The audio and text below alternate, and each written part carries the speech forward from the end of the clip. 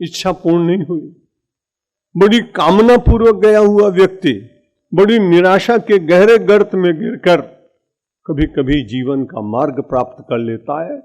श्रीमद् भगवद गीता में भगवान कहते हैं, अभी तक जो कुछ मैंने कहा वो भी बहुत अच्छा था, लेकिन अर्जुन तुम मेरे बड़े प्रिय व्यक्ति हो, मेरे अंत्यवासी हो, तुम्हारे जैसा कोई दुनिया में हुआ ही नहीं जिसने मुझे आज्ञा दी हो। कल मैं बता चुका हूं, युद्ध के मैदान में जिस तरह से वो बोल रहा है अर्जुन, ठीक उसी प्रकार से बोल रहा है जैसे आप अपने घर के नौकर के नाम लेते हैं। उसने कहा, सेनयोर उभयोर मध्य रथम स्थापय। हे अच्युत, सुन रहे हो कि नहीं? दोनों सेनाओं के बीच में मेरा रथ खड़ा करो। भगवान ने कहा, स्वीकार किया है ना, जो कहोगे सरकार मानूंगा मैं। और भगवान वहां ले गए। 8वें अध्याय तक बड़े सुंदर वर्णन हुए। पिछले 2-3 वर्ष में मैं अलग अलग अध्यायों पर अपनी किंचित बुद्धि के द्वारा परमेश्वर कृपा से प्राप्त वाणी के पुष्प आपको समर्पित करता रहा हूं। आज भगवान कह रहे हैं, इदम तुते गुह्यतमम्। आज मैं तुम्हें बड़ी गुप्त बात बताऊंगा और प्रवक्ष्यामि, लेकिन क्यों कहूंगा? अनुसूयवे। दूसरे के गुणों को देखकर उनकी प्रशंसा करने का तेरे मन में विचार जाता है। जो दूसरे के गुणों को देखकर उसमें अवगुण ढूंढने का प्रयत्न करते हैं, वे निश्चित रूप से असूया दोष से पीड़ित होते हैं। इसलिए तुम्हारे भीतर असूया का दोष नहीं है। गुणेषु दोष आविष्करणे अनुसूया। व्याख्याकारों ने इसकी व्याख्या की, गुणेषु दोष आविष्करणे, गुण के भीतर भी दोष देखने का प्रयत्न करे, ये दोष है असूया नाम से। लेकिन कभी भी अर्जुन ही ऐसा सत्पुरुष था जिसने कभी भी दुर्योधन को दुर्योधन नहीं कहा था। इतिहासकार ऐसा कहते हैं कि बाकी लोग दुर्योधन को दुर्योधन कहते थे, पर अर्जुन और युधिष्ठिर जब भी उनको मिलते तब वो उनको सुयोधन कहते थे। ये असूया दोष का संपूर्ण जीवन में कहीं स्पर्श नहीं कर गया, इस प्रकार के व्यक्तित्व है। भगवान श्री कृष्ण ने कहा, आज मैं तुमको कहूंगा। संस्कृत के जानने वाले विद्वान जानते हैं वक्ष्यामि का अर्थ होता है मैं कहता हूं और कहूंगा। लेकिन जब कोई विशेष बात कहनी हो तो प्रवक्ष्यामि, उसके साथ में उपसर्ग लगाते हैं। और जब उपसर्ग लग जाता है तब उसमें कोई विशेष बात है ऐसा मानना पड़ता है। आज भगवान बहुत प्रसन्न है। अर्जुन से कहा, अर्जुन इदम तुते गुह्यतमम्, ये बड़ा गुप्त है। और जो गुप्त रहस्य होता है कोई जल्दी बताता नहीं। ज्ञानम विज्ञान सहितम यज ज्ञात्वा मोक्ष से शुभाश। जो अशुभ जीवन में आ रहा है उससे तुम मोक्ष प्राप्त करोगे। मुझे भगवान की बात बहुत अच्छी लगती है कि वो मानव के पुरुषार्थ को जगाते हैं, वो मानव की महिमा को जागृत करते हैं। भगवान तुरंत कह देते, रे अशुभ अशुभ कहां है अब तेरे लिए, जब मैं तेरे साथ आ गया तो मोक्ष तो तुझे मिलेगा ही मिलेगा। लेकिन भगवान ने नहीं कहा कि मैं तुझे मोक्ष दिला दूंगा, और एक स्थान पर कहा कि तुम मेरे तरह पूरी तरह शरण में आ जाए तो भी मैं मोक्ष नहीं दिलाऊंगा। सर्वधर्मान् परित्यज्य मामेकम शरणं व्रज अहम त्वा सर्व पापेभ्यो मोक्षयिष्यामि। मां शुचा, शोक मत कर। जीवन की सबसे बड़ी मेरी और आपकी कठिनाई है, समय समय पर हम सब लोग शोकग्रस्त हो जाते हैं। किसी का शोक क्षणिक होता है, किसी का दीर्घकालिक होता है, किसी का शोक जीवन भर व्याप्त होता है, और किसी का शोक सीमा पर पहुंचकर आत्महत्या के रूप में परिणत हो जाता है। इसलिए अध्यात्म की जो सबसे बड़ी उपलब्धि या देन है या मानव के लिए प्रसाद है, अपने अपने चिंतन की बात है। मुझे ऐसा लगता है श्रीमद् भगवद गीता एक शोक रहित समाज का निर्माण करना चाहती है। और जब मनुष्य के भीतर शोक नहीं होगा तो उसके बदले में होगा क्या?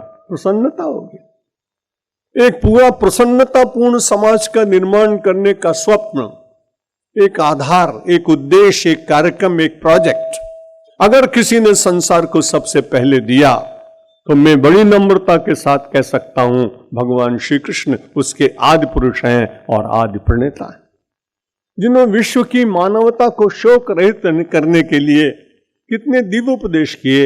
आज अर्जुन को कह रहे हैं इदम तुते गुह्यतमम्। आज मैं तुमको बहुत गुप्त बात बताऊंगा, प्रवक्ष्यामि, और खाली इतना नहीं बताऊंगा, ज्ञान तो दूंगा तुमको, लेकिन ज्ञानम विज्ञान सहितम, ज्ञान और विज्ञान के सहित में तुम्हें कोई गुप्त बात बताऊंगा, और जिसको जानने के बाद तुम अशुभ से सदा के लिए छुटकारा प्राप्त कर लोगे। जब मनुष्य के जीवन में से अशुभ समाप्त हो जाता है, तब शुभ ही तो शेष रहता है, और जब शुभ शेष रहता है तो केवल परमात्मा ही तो सर्वश्रेष्ठ शुभ तत्व है। वही कभी शिव तत्व बन जाता है, कभी विष्णु तत्व बन जाता है, वही कभी गौरी तत्व बन जाता है, वो कभी गणपति तत्व बन जाता है। वो तत्व सबके भीतर एक है, उसमें व्याप्त केवल जो है वो एक ही है, उसके स्वरूप भिन्न भिन्न दिखाई पड़ते हैं। आपने देखा कि जो अब राजा, उन्होंने कहा कि इदम ज्ञान विज्ञान सहितम, और ये भी कह दिया कि बहुत दिव्य है ये, तो ज्ञान तो मुझे है और आपको भी है कि पानी से तृषा मिटती, लेकिन वैज्ञानिक को मालूम है कि जल के द्वारा क्या क्या हो सकता है, जल के रंग कितने हैं, जल का प्रयोग कहाँ हो सकता है, धरती में कहाँ जल है, कौन सा जल व्यक्ति के लिए अनिष्टकर है, कौन सा जल शुभदायी है। तो ये जब पूरी तरह से किसी एक वस्तु को गहराई से जान लिया जाता है, तो उसे विज्ञान बताता है। बहुत लोगों ने प्रयत्न किए, कल मैं विचार कर रहा था, ये तो गुह्यतम बात किसी किसी को प्राप्त होती है। कितने लोगों ने साधना की, अज ने की, रघु ने की, दिलीप ने की, रोज प्रार्थना करते रहे हिमालय से, सुरसरी को दे दो, गंगा को दे दो, जाह्नवी को प्रदान कर दो। बहुत प्रार्थना करते रहे, 3-3 पीढ़ियां बीतती चली गई, लेकिन वो गंगा नहीं मिली, उसको मिली। किसको मिली? भगीरथ को मिली, और भागीरथी बनकर आई। इससे पहले भी कितने लोग हुए होंगे, लेकिन किसी को वो ज्ञानम विज्ञान सहितम भगवान ने नहीं दिया, और अर्जुन को दे दिया। और इसलिए कि उसको पात्र दिखाई पड़ा, उनको दिखाई पड़ा कि ये व्यक्ति धारण कर सकेगा। वास्तव में धारणा की शक्ति न हो तो व्यक्ति अध्यात्म में भी कहीं कहीं पथभ्रष्ट हो जाता है, उसमें मिलने वाली सिद्धियां उसको विचलित कर देती हैं। इसलिए भगवान ने देखा ये अधिकारी भी है और ये पात्र भी है, ये मेरे दिए हुए ज्ञान का रक्षण कर सकता है, इसे अपने जीवन में पचा सकता है। यदि कोई व्यक्ति अपने शारीरिक शक्ति की क्षमता से अधिक अपने ऊपर भार रख ले तो गिर पड़ेगा। हम और आप उतना सामान नहीं उठा सकते जितना कालपुर स्टेशन पर खड़ा हुआ कुली उठाता है। 2-2, 3-3 अटैची अपने सर पर रख लेता है, कंधे के ऊपर एक बैग टांग लेता है, बड़ी मस्ती से चलता है। आश्चर्य होता है इतना बोझ कैसे उठाएगा। मुझे ऐसा लगा कि अध्यात्म का दिव्य वह स्वरूप सामान्य व्यक्ति उसको पचा न सकता। इसलिए भगवान श्री राम, भगवान श्री कृष्ण ने अर्जुन को कहा कि मैं तुमको ये ज्ञानम विज्ञान सहितम, ज्ञान और विज्ञान के सहित मैं तुमको ये उपदेश दूंगा। बड़ी विचित्र बात है, जब असूया दोष आ जाता है तब व्यक्ति दूसरों को मतिभ्रमित करने का प्रयत्न करता है। एक घटना याद आती, महाभारत का युद्ध चल रहा है, कर्ण ने अपना सारथी बनाया है शल्य को। जब शल्य बड़ी तेजी से रथ चला रहे हैं और उसी समय कर्ण उठाता है अपना धनुष और बाण लगाने का प्रयत्न करता है। बड़ा गुणवान है, सारे संसार में उसकी प्रसिद्धि है, लेकिन अचानक शल्य कान में कहता है, कर्ण बुरा मत मानना, तुम जिस घर में जन्मे हो ना, वहां पीढ़ियों तक भी किसी ने बाण उठाया नहीं। चलाओ तुम, अच्छी बात है, मैं कुछ कह नहीं रहा हूं, लेकिन तुम्हारे तो वंश में किसी ने बाण नहीं चलाया, तुम बाण चला रहे हो। उसको बड़ा मन में भरोसा था कि मैं अपने लक्ष्य को साधित करूंगा, जिसको मैं मारना चाहूंगा मैं मारूंगा।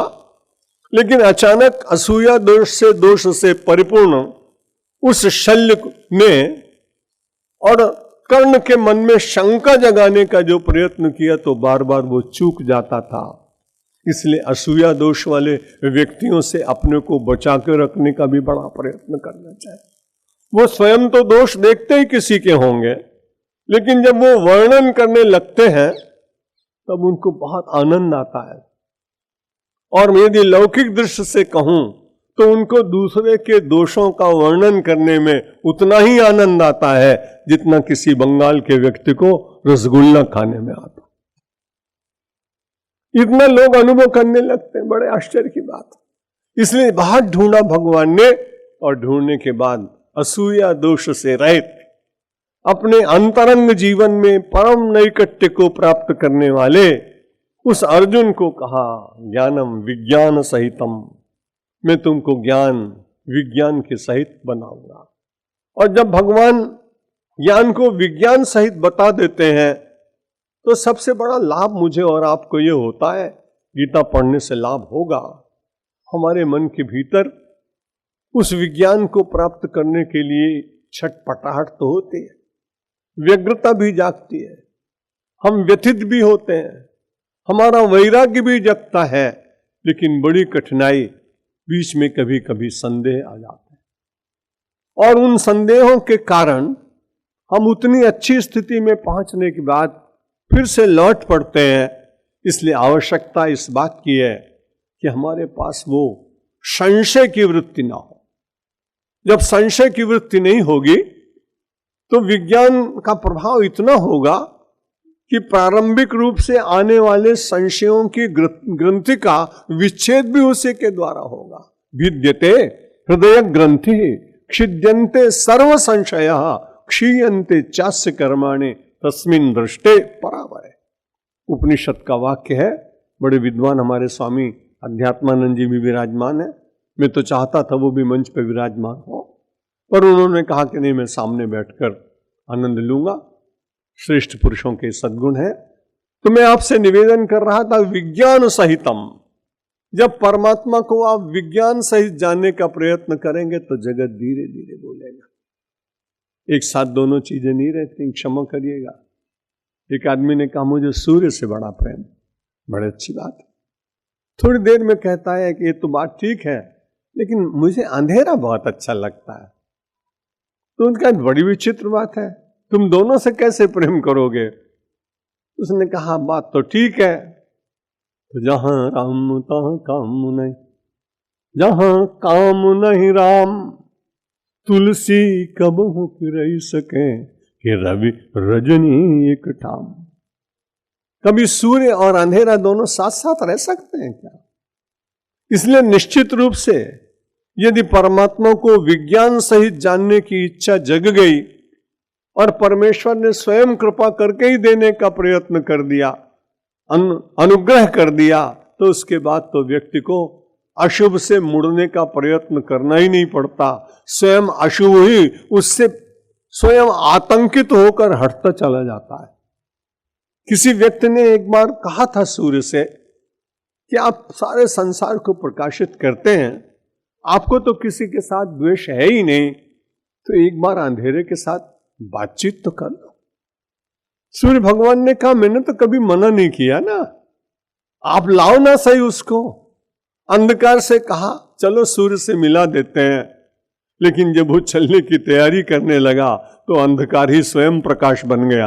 अब मिलता तो कैसे मिलता मेरे भाई और बहन, हम लाख कोशिश करें लेकिन जिस दिन मिलन की आकांक्षा होगी, अंतर का अंधकार मिटेगा, जीव और ब्रह्म हो जाएगा और सगुण साकारवादी हुआ तो ईश्वर को आराध्य मान करके उसका साकार दास बन करके और जीवन को कृतार्थ करेगा। उस विज्ञान को भगवान देना चाहते हैं और हम सब लोग बड़े अच्छे लोग, हमारी संस्कृति बड़ी महान। कहीं अभी थोड़े दिन पहले गया था, दीप प्रकट करने के लिए जाना पड़ता। मैंने कहा शुभम करो तो कल्याणम, आरोग्यम सुख संपदाम। दूसरी पंक्ति जिस भी महापुरुष ने लिखी होगी मैं उसको प्रणाम करता हूं, क्योंकि उसने भारतीय संस्कृति का बहुत अध्ययन किया हुआ। वो ये कह सकता था शत्रु विनाश है, लेकिन हम शत्रु का विनाश नहीं करते, शत्रु बुद्धि विनाश आए। वो व्यक्ति कल को समाज के लिए बहुत अच्छा हो सकता है। यदि कोई वाल्मीकि बहुत ज्यादा दुष्ट जीवन जीने वाला व्यक्ति है और उसके पास कुबुद्धि है, लेकिन यदि कोई नारद मिल जाए तो वो साधारण सा रत्नाकर नाम का व्यक्ति वाल्मीकि बनकर और समाज के लिए आदि संस्कृत काव्य दे सकता है। इसलिए जब दीपक को हम जलाते हैं तो हमारे सबकी परंपरा देखिए, ईसाई धर्म अच्छा है, लेकिन ईसा मसीह को धन्यवाद देता हूं। पढ़ने को लिखते हैं लव दाई नेबर, बड़ा छोटा सा सेंटेंस, जिन्होंने बाइबल पढ़ी होगी, लव दाई नेबर, अपने निकट के पड़ोसी को प्रेम करो। किसी व्यक्ति ने मुझसे पूछा आपको सनातन धर्म इतना अच्छा क्यों लगता है? मैंने कहा ईसाई धर्म मुझे बुरा नहीं लगता, लेकिन जो सारे दुनिया में विश्व शांति की बात करते हैं यूएनओ में बैठकर, उनके ग्रंथ में जब ये पढ़ता हूं कि लव दाई नेबर, अपने पड़ोसी को प्यार करो, तब मेरा धर्म मुझे इसलिए अच्छा लगता है। अयम निज परो वेत्ते गणना लघु चेतसाम उदार चरिता नान्तु वसुधैव कुटुंबकम।